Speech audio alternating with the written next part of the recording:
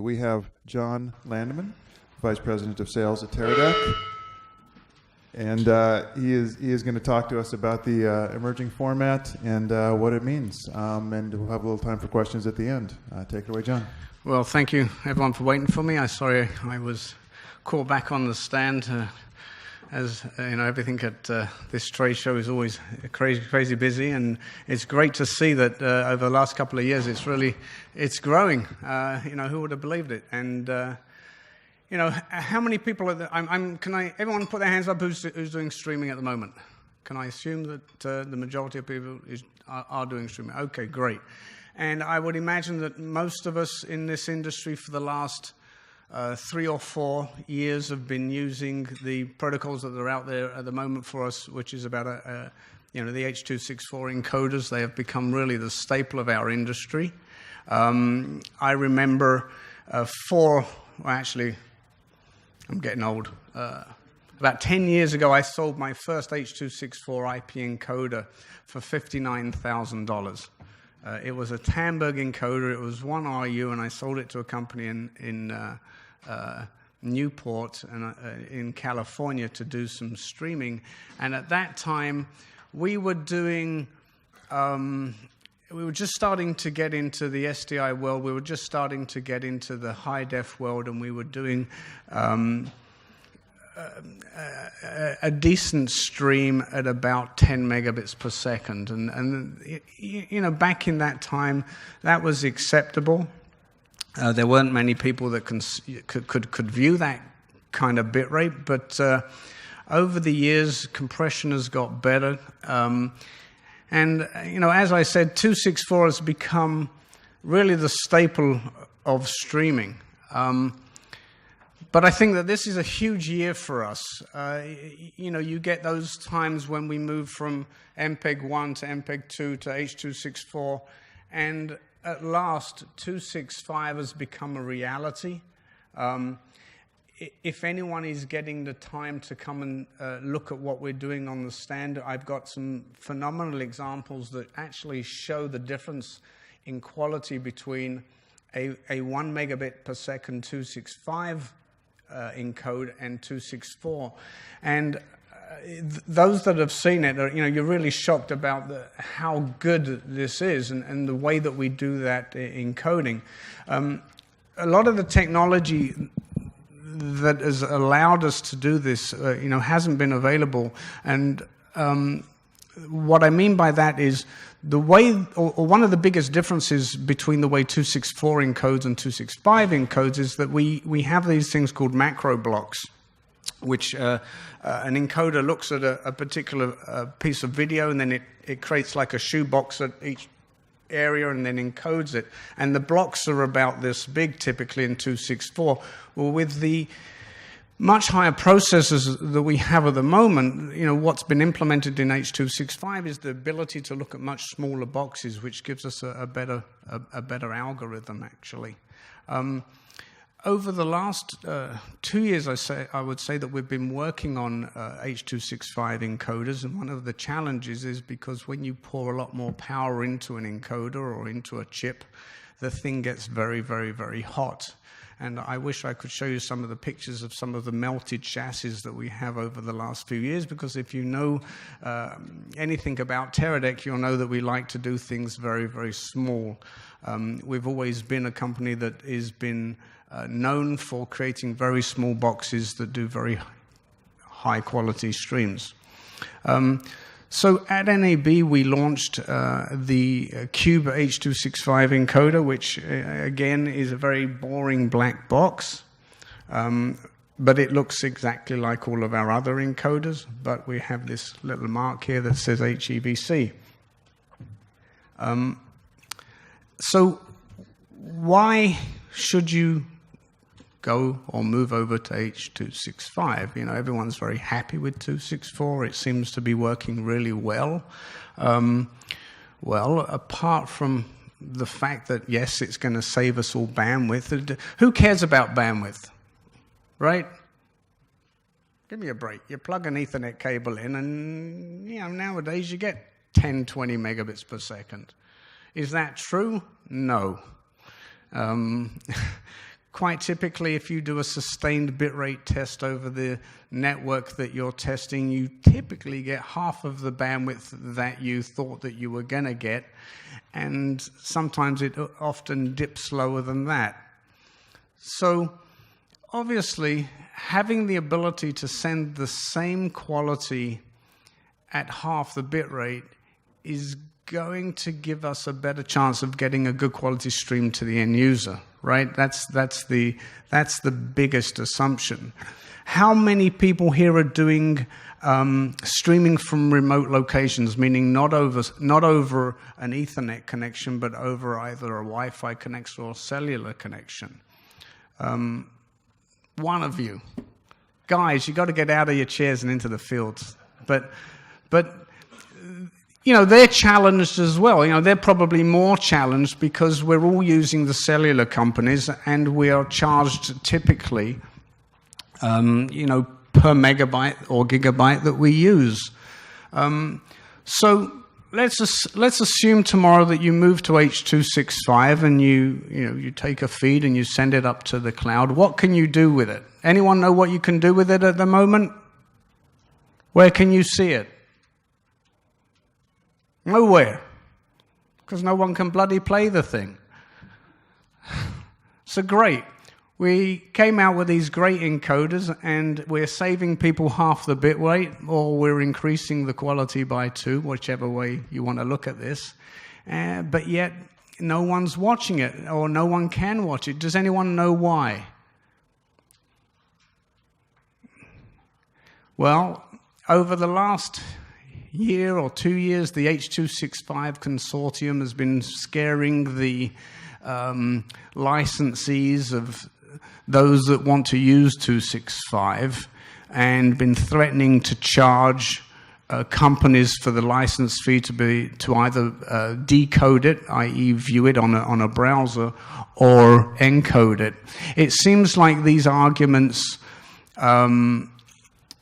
are going to be solved at levels that we don't have to worry about. I'm hearing that the 265 consortium won't charge anyone that has under 100,000 viewers.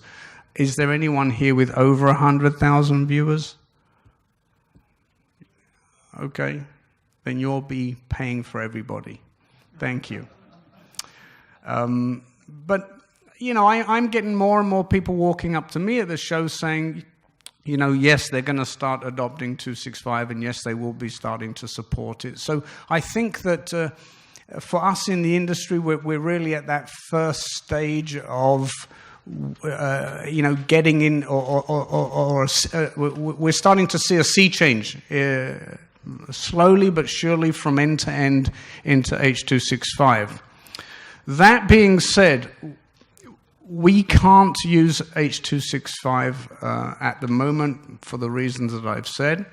So we had to come up with a solution, and the one that we created was having a live transcode in the cloud that allows us to take, for example, a 1 megabyte H.265 file through the first mile. And typically the first mile is the most challenging, and it's also the most expensive. And then sending it up to the cloud, and in the cloud creating multiple profiles. Multiple profiles are very useful to us because it seems like every different CDN that we stream to today has a different protocol or a different best practice flavor, right? Facebook will want 4 megs, YouTube will want 2 megs, one will want AC3, another one will want you know, audio bit rates at 128. So having the ability to create a customized stream to each different CDN seems to be the correct way to do it from my perspective. And it's been accepted really well. We're seeing a big change also in the way that people are streaming. I've been coming to this show for about 6 years now, and I remember for the first few years it was Battle of the CDN. I don't know if there are guys here that have been coming here this long, but it used to be well, I'm going to stream to YouTube, and I'm going to stream to live stream, and I'm going to put my stake in the ground and stream to this particular CDN. I would say that over the last couple of years, that argument has gone away. And I was at a very interesting symposium a couple of months ago where a major broadcaster spent over $1 million to do a survey of the viewership of their streams. I will take this $1 million survey and condense it into about 30 seconds worth of statements that I think we can all apply to our own families. It was basically this, and I'll use my family as the example. My dad watches everything on Facebook. If it doesn't happen on Facebook, it did not happen. My son likes watching YouTube. My daughter likes Instagram. My mum downloads the app to the program that she wants to watch, right? So $1 million later, they realize that it's really important to stream where the viewer is, right? And it always surprises me that the broadcasters had to spend that much money to realize that, because it's the same logic as me saying, well, why does a broadcaster broadcast over cable, satellite, and over the air?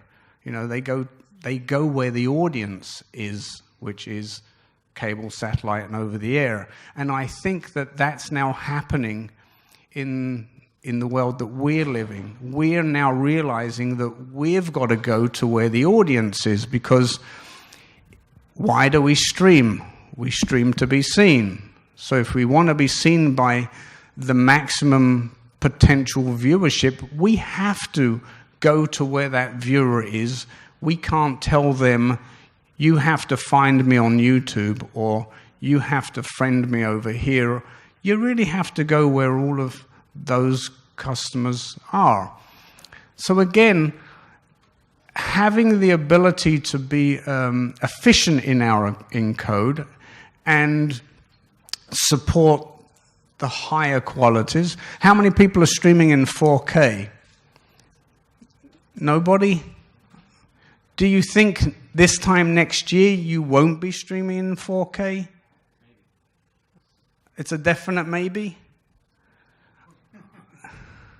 So I've got a definite maybe that we'll be streaming in 4K. Okay. 1080p 60? Maybe? So what is most people doing? 720? Yeah? It's funny, as I walk around the show, I'm seeing more and more 4K support for 4K live out of cameras. I'm being asked that question more and more. We have a 360 rig on the stand where we're live stitching a 4K image and live streaming that image in 4K to YouTube. I think it's going to happen faster than we realize, and I think that bitrate is going to be critical, that data is going to be something that we're going to use more of, and we need to be more efficient with. I would ask, do you see that you will be... where do you find that your challenges are? Are they in the bit rates that you're trying to get out? Are they that you don't get the pipes that you need? Do you think that you would be interested in trying 265 streams and seeing, how much better that looks? I want to get the feedback from you guys rather than me standing here and, telling you my opinions on what I think. I think that you as the industry is going to be the major factor on the movement from 264 to 265, and we have to bring it down to an everyday kind of cost. So, any questions, guys? Anyone has a question? Okay, hold on a second. I'm going to run over with the microphone so we get you on the video here. Okay, we have a question here. Yeah, so the question is, what are people doing instead of H.265? Out in the expo, I've seen VP9. VP9, yes. Why would I even worry about H.265 if they're comparable yet free? Right. Free for VP. That's a great question. VP9, I would say, is the competitor to 265. Have you seen a hardware VP9 encoder? Neither have I. I haven't seen silicone for it. I haven't heard from any of our suppliers or the chip companies that we deal with that they're thinking of implementing VP9.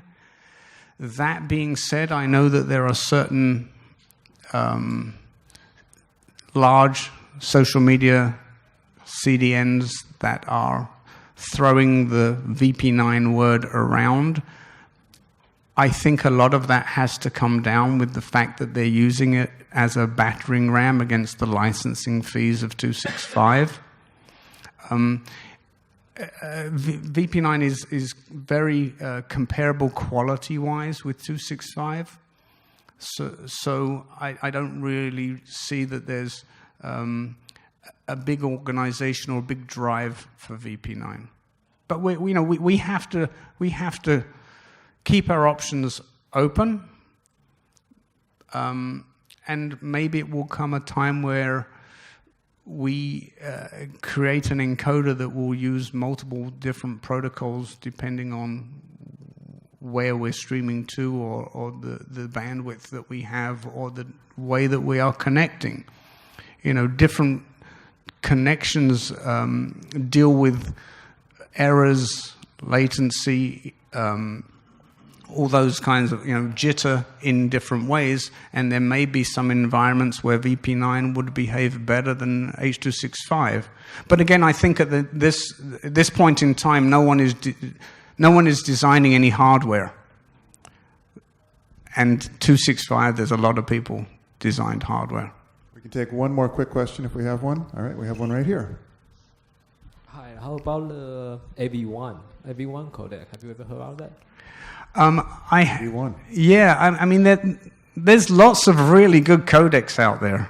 There really is. I mean, there's a couple on the stand there, a couple inside there. There's a lot of really good proprietary codecs, non-proprietary codecs, but it just seems to me that 265 seems to be the protocol that I hear the most buzz about. All right. Put your hands together for John with Teradek. Thanks.